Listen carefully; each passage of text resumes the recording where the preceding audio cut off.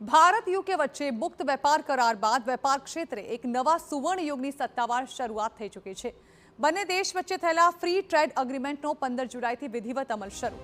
ઐતિહાસિક કરાર હેઠળ દેશનું સૌથી પહેલું એક્સપોર્ટ પાર્સલ સુરતના ડાયમંડ અને જ્વેલરી ઉદ્યોગ તરફથી યુકે રવાના કરાયું।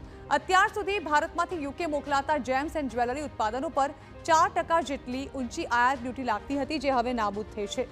करारना कारणे हवे वेपारीओए टेक्सथी बचवा माटे यूएई के होंगकोंगना रूटनो सहारो नहीं लेवो पड़े, जेनाथी लॉजिस्टिक्स खर्च अने समय घटशे। वर्ष 2025-26 मात्र एप्रिल अने मे महीनामां ज भारतमांथी यूकेमां अंदाजे 922 करोड़ रूपियाना जेम्स एंड ज्वेलरी उत्पादनोनी निकास थई चूकी छे। कुल निकासमां 458 करोड़नी गोल्ड ज्वेलरी, 219 करोड़ना कट एंड पॉलिश डायमंड अने 107 करोड़ना लेबग्रॉन डायमंडनो समावेश थाय छे।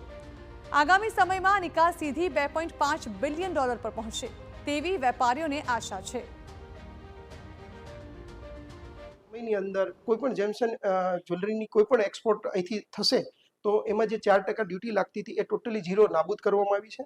આ માટે હું ભારત સરકાર અને આપણા પ્રધાનમંત્રી નરેન્દ્ર મોદી સાહેબનો ખૂબ ખૂબ આભાર માનું છું, કારણ કે આનાથી ભારતની જેમ્સ એન્ડ જ્વેલરી સેક્ટરને સૌથી મોટો ફાયદો થશે। એમાં ગુજરાત અને સુરતને સૌથી વધારે જેમ્સ એન્ડ જ્વેલરી નો બેનિફિટ થશે। आज इंडिया यूके एग्रीमेंट जो कि आज ऑपरेशनल हुआ है, इससे भारत के जो एक्सपोर्टर्स हैं उनको बहुत बेनिफिट होगा और जो आगे जाके भारत और यूके का जो हमने अनुमान कर रहे हैं, specially James and jewellery sector में, तो यहाँ पे सूरत में अनुमान है कि ये लगभग अगले 3 सालों में $2.5 बिलियन तक जो है एक्सपोर्ट होगा।